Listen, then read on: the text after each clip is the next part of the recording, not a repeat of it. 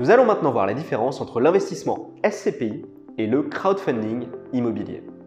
Première différence majeure, lorsque l'on investit en SCPI, on est propriétaire d'un parc immobilier. Lorsque l'on investit en crowdfunding, on est propriétaire d'une obligation, d'une dette, d'un porteur de projet. Ce porteur de projet va effectivement réaliser un projet basé sur de l'immobilier, mais nous investissons non pas dans l'immobilier, mais bien dans ce porteur de projet en lui prêtant de l'argent. Ce risque légèrement supérieur est également reflété dans la performance. Pour le coup, le crowdfunding immobilier a une performance légèrement supérieure. On voit régulièrement des projets passer entre 9 et 11%, là où la performance des SCPI va plutôt osciller entre 4 et 7%. Côté fiscalité, les obligations du crowdfunding sont soumises à la flat tax de 30%.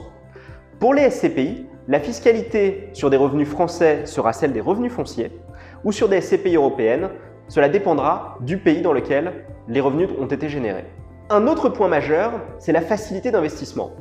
Sur une SCPI, vous investissez dans un parc immobilier qui est déjà diversifié et vous pouvez donc placer facilement quelques dizaines de milliers d'euros sur une SCPI.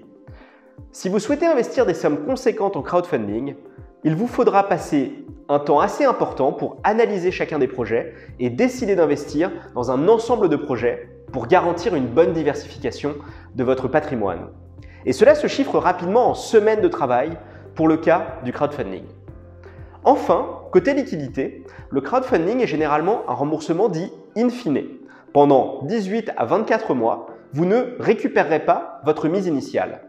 La liquidité n'est certes pas garantie sur les parts de SCPI, mais en cas de coup dur, vous pourrez toutefois les revendre quand vous le souhaitez.